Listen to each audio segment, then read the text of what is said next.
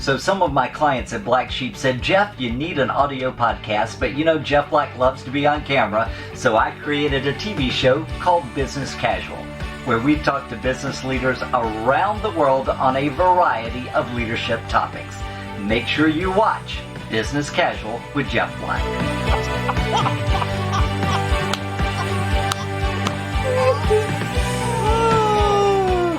Welcome to our first edition of Business Casual with Jeff Black in 2022. We've got a big time celebrity, everybody. Hard to even get on her calendar. Who am I talking about but our executive consultant at Black Sheep, my dear friend Kimberly Faith. Kim, it's been 2 years with the pandemic. We've not been able to be together very much. And I have a very important question to ask Kim right now, everyone. What have you missed most about me? Do we have time? Well, can you believe he even asked me that question? Of course you can. If you know him, I know you can. You know, Jeff, I actually have missed you. I've missed you, dear You're friend. a dear friend of mine, and I think that's what so many people see when we train together, because we've been at this for a long time. Yes, we have. Oh my gosh. I remember all those years ago we would do programs all over the U.S. and now we're global. We have done programs from Louisiana to Paris, France, and have we got some stories to tell? We do, the good, the bad, and the ugly. But I know yet that last one never includes you. Oh, well, of course. Because it's always looking good no matter where you are. Absolutely. Some things haven't changed. That's what you know, Kim, I remember some of our first times together. We met through a leadership program. We connected. And here we are all these years later, and now getting to really work with our Black Sheep clients around the world, and it's been an exciting ride. It has been really fun, Jeff, to see so many clients grow over the years. I mean, when we watch people's careers, we've watched some of these folks for 10 and 20 years. I know. And you know what also has been fun for me is the way that we're able to play off of each other. I often tell audiences when Kim and I are together, listen, if you're wanting substance, depth, and expertise, she's the one. If you're wanting a little entertainment game show host, you got me. There you go. But there we go. And perhaps that's why this has worked so well over And the you know, years. I've come to appreciate that part. I mean, I'll be honest with you. There were times when I would be like, really, Jeff, really? But in all fairness, I've actually learned from you. We have that on videotape, right? I've learned. That never happens, people. I've learned from you that approach has been part of your charm over the years. And you know, it's an odd kind of way that we've done so much virtual over the past 2 years, is I was reminded of how good you really are. Wow. This date is in history. Yes.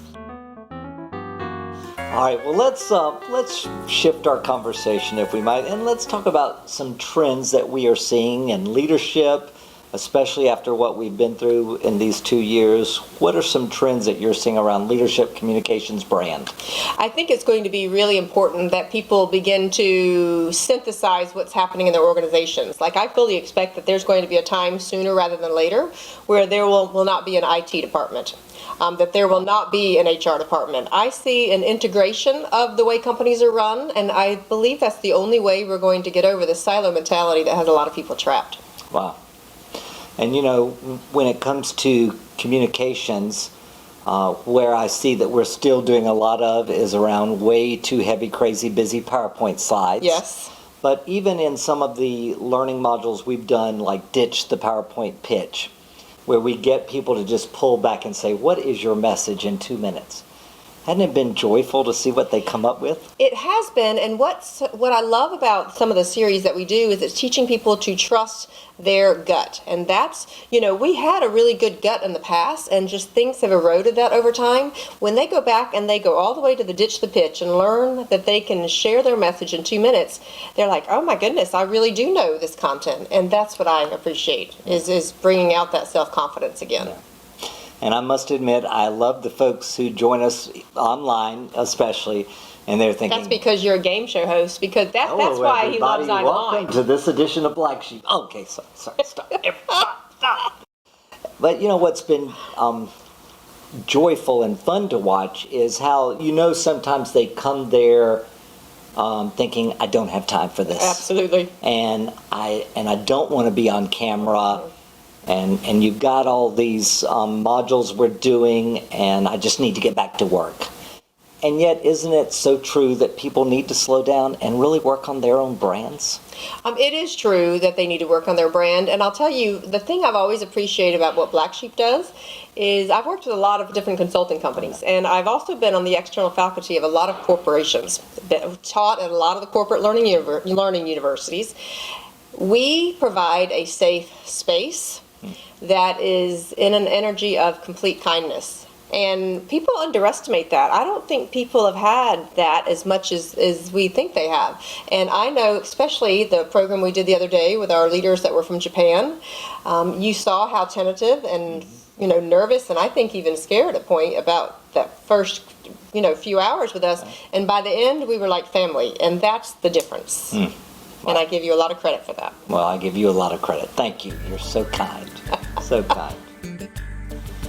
Now, Kim, it is time to let our great viewers, the thousands, the millions out there watching Business Casual with Jeff Black, what is some of the best advice that you've ever been given yourself by someone, or the best advice that perhaps you feel like you've given to someone? Very early in my career, on my first job, my first boss out of college taught me to be a lifelong learner. And in fact, that was actually one of my early job titles right after that. And it was always be a lifelong learner, no matter what title you have, no matter where you advance, no matter what you do, be a lifelong learner. And that has been a basic foundation for me, and I love to learn. And that's what I would say to somebody. What about you? What's your best advice? Given or you give? The advice that I like to give, that I think sometimes is so simple and yet our participants say it was so meaningful, is really about slowing down 10%. And listen, I'm the one who needs to stand at the front of the line because I'm always, but when we do slow down, we are calm, we are confident, we are approachable, and those are really the leaders we want to follow today, especially after what we've been through in our nation and our world, is we just need to slow down 10%. Our walk, our talk, how quickly we answer questions. And the other thing, all right, I'm going to take a two-parter. Of course you will. Of course you will, because it's his interview. Everyone. Yeah, this is my TV show, not hers. But I also like telling people the best leaders in the world today are those who are authentically memorable. I just think that's such a key today. We teach a lot of things that are fun to do and implement, but ultimately we just want people to be their best selves and to be authentically memorable. It's really what it takes to stand out in this very crowded marketplace of talent that we see around the world. Well, and it's interesting because I think one of the major shifts that are happening is that I know in the past we have been in competition with each other for many times because we keep talking about a crowded marketplace. How do you stand out? But we're going through a fundamental shift. Here's what I'm watching. Is this thing that people are referring to as the Great Resignation? It is a reimagining of what the intersection of life is between work and between personal life. And so I believe that it's going to become less about how to stand out and more about where can each one of us land so that we are thriving and giving the best of ourselves that is serving the world. And I believe there's going to be so much out there that's going to be reinvented and reimagined that the competition is no longer going to be an issue because we're going to need the amount of energy that everybody has. I love it when you talk about, we used to think how important information is, but really, anybody can get the information. It's going to be about how you interpret it and how you deliver it. That's going to be the difference. Information is quickly becoming irrelevant by itself. Right. By itself. Right. Interpretation will be the wave of the future. Right. And do you see, everyone, why I said she was the substance and depth and I'm just the entertainment value? Because went right over me. All right. Now, I want to ask you this. If you could give one tip of what you think people need to work on, what would you suggest they really work on? Releasing their fears. We already, as a society, had so much fear for so many things before COVID hit. What we have all lived through in the past 2 years has heightened the fear on many levels. And in order for each one of us to rise to our best self, which is exactly what we do when we wrote the book and the things that we talk about, it's going to be about releasing fear, releasing levels of fear, releasing fear of being seen, releasing fear of can I step into a different kind of position, releasing the fear of being vulnerable. It's all rooted in fear, Jeff. And I, for one, I see that what we're going to watch is going to be humanity blossoming into something quite beautiful. Now, Kim, you often like to say that your friend and work partner is one who frets. Frets. She's actually said a lot more than fretting, but I do want to keep this a family-oriented television show here on YouTube. So, why do you think I fret? Because that's tied to fear. Well, and it is, and you and I, now in all fairness, Jeff, now, I think of you as my dear brother and friend. I mean, you are one of the most important people and your family to me. Fear is something that's been that issue that I'm like, Jeff, believe in what we're doing. Believe in you. Believe in what we're bringing to the world, and trust how things will unfold. Because that's what I believe, is that I trust ourselves, and more importantly, I trust our participants and the people who come through our programs, and I know what they have in them. And so there's no need to fret because the outcome is predetermined. Now, I am sitting here on a sofa. Should I actually lay out on the sofa? You should. Just Is this going to be a therapy session? It could be a therapy session. Many a therapy session that I've never charged him for, but that's okay. Yeah, that's what we do when we love our colleagues. Absolutely, we do. All right, let's ask this question if we could. What are you seeing as the future of communications? What's ahead in our world of communications? I see that things like communication tools like PowerPoint will be going away. Don't have a heart attack. Don't have a heart attack. But here's what I'm watching. Right. So here I've been on some of the tech campuses where I've actually taught.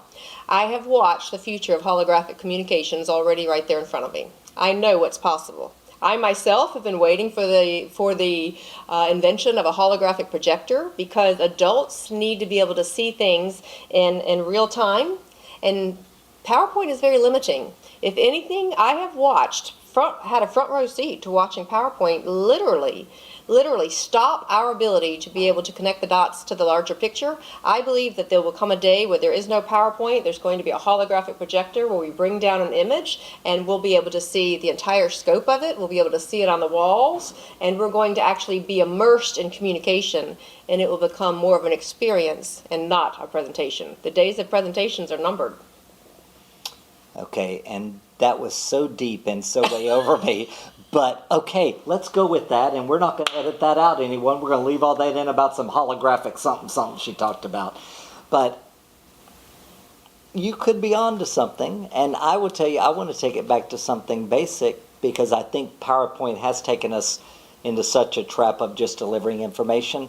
I hope that the future of communications really goes back to storytelling in its truest, purest form. We've heard so often that, we do storytelling classes at companies, but yet I'm not sure I see people really tell stories enough, because that's what makes one authentically memorable. I'll go back to where I started. And so I am hoping the future is around people really taking the time to craft and develop a story, and it is something that does take time. This is one of the, it's I think easier to get there and deliver a slide or talk about the data and the numbers. Well, because that's safer. So if we want to go back to this issue of fear, we keep gravitating towards data because it's a safe place to go. Right. Storytelling takes heart, and that, my friend, is going to be where we're going in the future.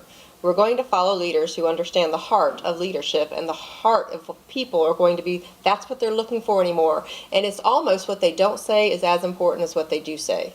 And so I know that some of this sounds deep, Jeff, but the reality is that these are exciting times. I mean, I could not be more excited about what is ahead for the future for everybody. So we've got the heart, and we've got the holographic projections coming down from above, everyone. Well, that's because I've seen it. So, I mean, I know we're having a little fun with this here, Jeff, but I've seen it. I mean, I've had those lenses on. I've already seen the future, and the future's already here. And on that note, Kimberly Faith, I will continue to fret. So there you go. Hey, thanks so much for joining us today. I've enjoyed talking to you. And I always do. I have missed you in this difficult time in so many ways. So, I'm glad we're back together, my friend. Much love, my friend. Much love. Thank you. Well, that is this edition of Business Casual with Jeff Black. Thanks so much for watching us. We'll be back again with another episode coming your way soon.